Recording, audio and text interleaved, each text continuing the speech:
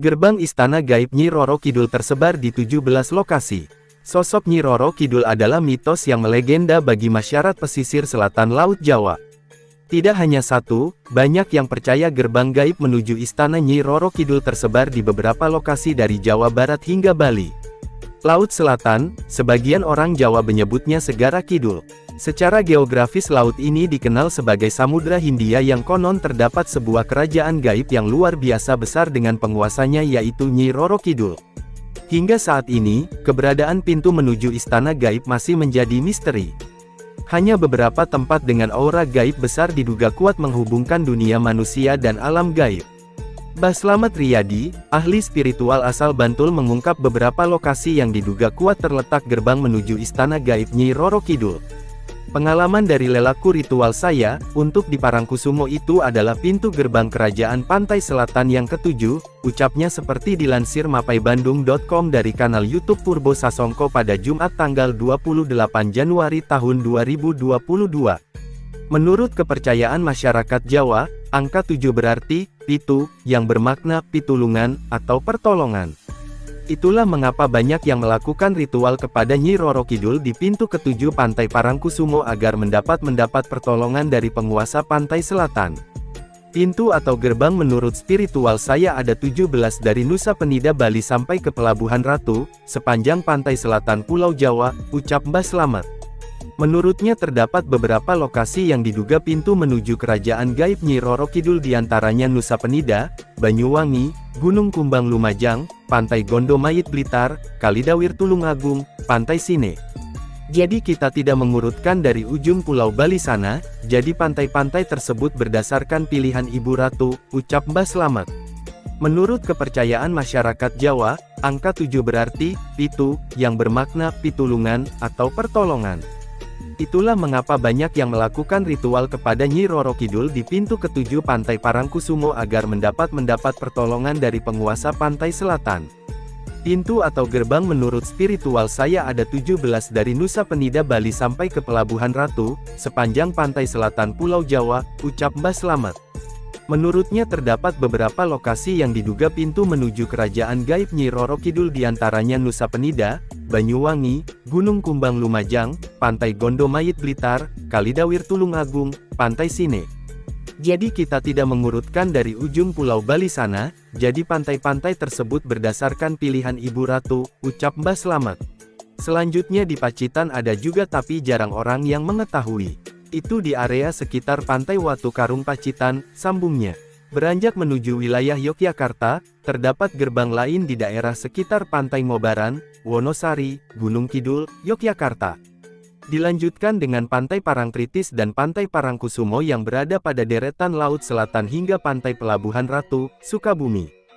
Mbah Slamet menyebut lokasi yang populer dan mudah ditemukan karena beberapa gerbang Istana Gaib Nyi Roro Kidul lainnya cukup tersembunyi dan jarang dikunjungi manusia. Dia juga menambahkan jika kepercayaan masyarakat Jawa banyak yang salah kaprah tentang sosok Nyi Roro Kidul dan Ratu Kidul. Menurut Mbah Slamet, kedua sosok ini berbeda, untuk Kanjeng Ratu Kidul dan Nyi Roro Kidul ini berbeda. Kalau Nyi Roro Kidul itu telah ada sebelum Kanjeng Ratu Kidul, tuturnya, Nyi Roro Kidul adalah sosok gaib dari bangsa jin sedangkan Ratu Kidul berasal dari bangsa manusia. Mencapai puncak tertinggi, karena pengaruh kalangan penguasa keraton dinasti Mataram Islam, yaitu Kesultanan Yogyakarta dan Kasunanan Surakarta. Dalam kepercayaan tersebut, Kanjeng Ratu Kidul merupakan istri spiritual bagi raja-raja kedua keraton tersebut. Pada saat tertentu, keraton memberikan persembahan di Pantai Parangkusumo, Bantul, dan di Pantai Paranggupita, Wonogiri.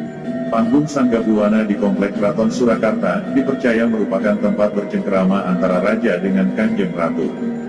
Konon, Sang Ratu tampil sebagai perempuan muda dan cantik pada saat bulan muda hingga purnama, tetapi berangsur-angsur menua pada saat bulan menuju bulan tua. Dalam keyakinan orang Jawa, Kanjeng Ratu Kidul memiliki pembantu setia bernama Nyai atau Nyi Roro Kidul. Nyi Roro Kidul menyukai warna hijau, dan dipercaya suka mengambil orang-orang yang mengenakan pakaian hijau, yang berada di pantai wilayahnya, untuk dijadikan pelayan atau pasukannya. Karena itu, pengunjung pantai wisata di selatan Pulau Jawa, baik di Pelabuhan Ratu, Pangandaran, Cilacap, pantai-pantai di selatan Yogyakarta, hingga Semenanjung Purwa di ujung timur, selalu diingatkan untuk tidak mengenakan pakaian berwarna hijau. Di kalangan masyarakat Sunda, berkembang anggapan bahwa Ratu Kidul merupakan titisan dari seorang putri Pajajaran yang bunuh diri di Laut Selatan, karena diusir oleh keluarganya, karena ia menderita penyakit yang membuat anggota keluarga lainnya malu. Sedangkan dalam kepercayaan Jawa, tokoh ini dianggap bukanlah Ratu Laut Selatan yang sesungguhnya, melainkan diidentikan dengan Nyi Roro Kidul, pembantu setia Kanjeng Ratu Kidul. Hal ini berdasarkan kepercayaan bahwa Ratu Kidul berusia jauh lebih tua dan menguasai Laut Selatan jauh lebih lama sebelum sejarah kerajaan Pajajaran. Menurut pengalaman seorang spiritualis pada tahun 1998, ia bertemu dengan Kanjeng Ratu Kidul di pantai Parangtritis, Yogyakarta. Saat itu, Eyang Ratu Kidul didampingi oleh Nyi Roro Kidul. Keduanya persis, tetapi Eyang Ratu Kidul kulitnya kuning langsat, sementara Nyi Roro Kidul agak coklat. Selain itu, Eyang Ratu Kidul mempunyai aura putih jernih, dan gemerlapan seperti berlian, bulat mengelilingi seluruh tubuhnya. Sedangkan aura Nyi Roro Kidul berwarna putih susu, seperti cahaya lampu neon, tipis putih mengikuti postur tubuhnya. Ia diberi penjelasan bahwa Nyi Roro Kidul adalah pati, atau kepala pengawalnya. Nyi Roro Kidul adalah makhluk halus jenis jin yang mengabdi, dan berguru kepada Eyang Ratu. Nyi Roro Kidul ditugaskan untuk mengontrol, dan meredam angkara murka dari makhluk-makhluk gaib, jenis jin, dan kekuatan gaib, serta ilmu gaib yang berada di sepanjang pantai selatan Pulau Jawa. Dalam Serat Darmo Gandul, sebuah karya sastra Jawa baru, yang menceritakan jatuhnya Majapahit akibat serbuan kerajaan Demak, Nimas Ratu Angin-Angin, adalah ratu seluruh makhluk halus di Pulau Jawa, dan memiliki kerajaan di Laut Selatan.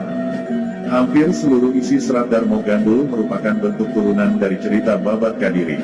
Serat Centini juga menyebut nama Ratu Angin-Angin sebagai pemilik istana di Laut Selatan. Buaya putih penjelmaan Prabu Dewata Cengkar, Raja Medang Kamulan sebelum kedatangan Aji Saka, adalah musuhnya. Ia memberi gelar Jaka Linglung, yang saat itu masih belum memiliki nama sebagai Linglung Tugu Lulung, dan menjodohkannya dengan Nyai Glorong. Serat Centini menulis kesediaan Ratu Angin-Angin menjadi tunangan Aji Saka atas perantaraan Jaka Linglung. Sebuah cerita rakyat dari Jawa Barat menceritakan seorang penerawang pria bernama Ajar Cemara Tunggal dari Gunung Pombang di Kerajaan Pajajaran.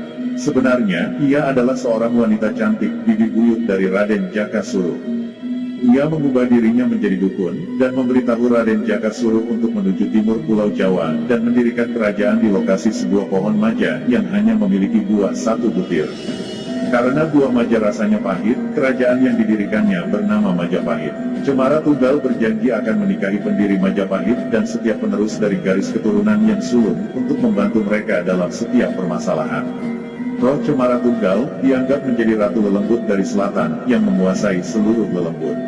Legenda Jawa dari abad ke-16 menyatakan Kanjeng Ratu Kidul sebagai pelindung dan pasangan spiritual para raja kerajaan Mataram. Panembahan Senopati, tahun 1586 sampai tahun 1601 Masehi, pendiri Kesultanan Mataram, dan cucunya Sultan Agung Hanyakrokusuma, tahun 1613 sampai tahun 1645 Masehi, menyebut Kanjeng Ratu Kidul sebagai mempelai mereka. Hal tersebut tertuang dalam Babat Tanah Jawi. Menurut legenda, Pangeran Panembahan Senopati berkeinginan untuk mendirikan sebuah kerajaan yang baru, yaitu Kesultanan Mataram, untuk melawan kekuasaan Kesultanan Pajang. Ia melakukan tapa di pantai Parangkusumo, yang terletak di selatan kediamannya di Kota Gede.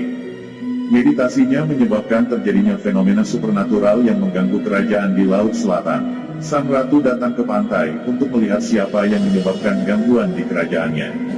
Saat melihat pangeran yang tampan, ia jatuh cinta, dan meminta Panembahan Senopati untuk menghentikan tapanya. Sebagai gantinya, sang ratu penguasa alam spiritual di Laut Selatan setuju untuk membantunya dalam mendirikan kerajaan yang baru. Untuk menjadi pelindung spiritual kerajaan tersebut, sang ratu dilamar oleh Panembahan Senopati untuk menjadi pasangan spiritualnya, serta semua penggantinya nanti, yaitu para Raja Mataram. Babat Diponegoro mengisahkan pertemuan antara Ratu Kidul dengan Pangeran Diponegoro sebanyak 2 kali, yaitu pada tahun 1805 dan pertengahan Juli tahun 1826. Pertemuan pertama terjadi di Gua Langse, Pantai Parangtritis di selatan Yogyakarta, pada saat Pangeran Diponegoro tengah bersemedi, sehingga Ratu Kidul tidak berkeinginan untuk mengganggu. Pertemuan kedua berlangsung pada saat terjadinya Perang Diponegoro, tahun 1825 sampai tahun 1830. Pada pertemuan kedua, Ratu Kidul yang ditemani dua patihnya, yaitu Nyi Roro Kidul dan Raden Dewi, menawarkan bantuan dalam perang. Tetapi dengan syarat, Pangeran Diponegoro bersedia memohon kepada Allah Ingkang Robul Ngalamin, agar Ratu Kidul diperkenankan kembali menjadi manusia. Namun, Pangeran Diponegoro menolak dengan halus dengan alasan bahwa pertolongan hanya datang dari Hyang Agung, sehingga ia tidak akan bersekutu dengan makhluk gaib. Hal ini sesuai dengan tujuan utamanya untuk berperang, yaitu untuk memajukan agama Islam di seluruh Jawa. Naskah tertua yang menyebut-nyebut tentang tokoh mistik ini adalah Babat Tanah Jawi. Panembahan Senopati adalah orang pertama yang disebut sebagai raja yang menyunting Sang Ratu Kidul. Dari kepercayaan ini, diciptakan tari Bedaya Ketawang dari Keraton Kasunanan Surakarta pada masa Sunan Pakubuwana pertama yang digelar setiap tahun, yang dipercaya sebagai persembahan kepada Kanjeng Ratu Kidul. Pelabuhan Ratu adalah sebuah kota nelayan di Jawa Barat. Masyarakat setempat menyelenggarakan hari suci khusus untuk Kanjeng Ratu Kidul setiap tanggal 6 April. Hari tersebut merupakan hari peringatan bagi penduduk lokal, dan mereka memberikan banyak persembahan untuk menyenangkan Sang Ratu. Para nelayan lokal juga menyelenggarakan ritual sedekah laut setiap tahunnya, memberikan persembahan seperti nasi, sayuran, dan berbagai produk pertanian, hingga ayam, tenunan batik, dan kosmetik. Persembahan tersebut dilarungkan ke laut sebagai persembahan untuk Ratu. Para nelayan lokal percaya, persembahan mereka akan menyenangkan Ratu Laut Selatan, sehingga ia akan memberkahi mereka dengan hasil tangkapan yang berlimpah serta memberikan cuaca yang bagus, tidak terlalu banyak badai serta ombak. Di sekitar lokasi pantai Pelabuhan Ratu, tepatnya di Karanghawu, terdapat petilasan Ratu Pantai Selatan, yang dapat dikunjungi untuk melakukan ritual tertentu, ataupun hanya sekedar melihat-lihat. Di komplek keramat ini, terdapat sekurangnya 2 ruangan besar, yang di dalamnya terdapat beberapa makam, yang dipercaya penduduk, sebagai makam Eyang Sanca Manggala, Eyang Jalamata Makuta, dan Eyang Syekh Husni Ali.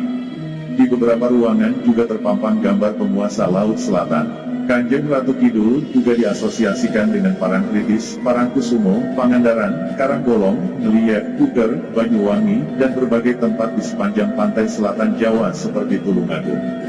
Pantai Parangkusumo dan Parangtritis di Yogyakarta sangat berhubungan dengan legenda Kanjeng Ratu Kidul. Parangkusumo merupakan tempat Panembahan Senopati bertemu Kanjeng Ratu Kidul.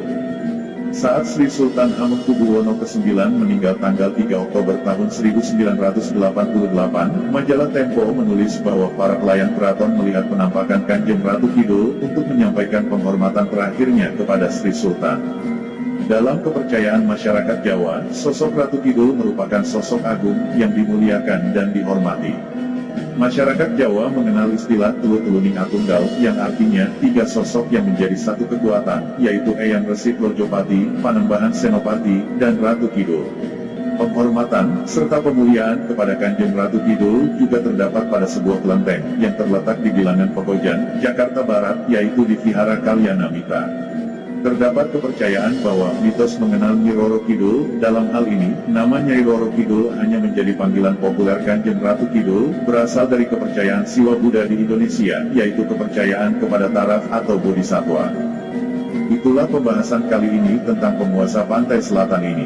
Menurut Anda, bagaimana dengan sosok Kanjeng Ratu penguasa pantai selatan? Silakan tinggalkan komentar di bawah untuk saling berbagi ilmu.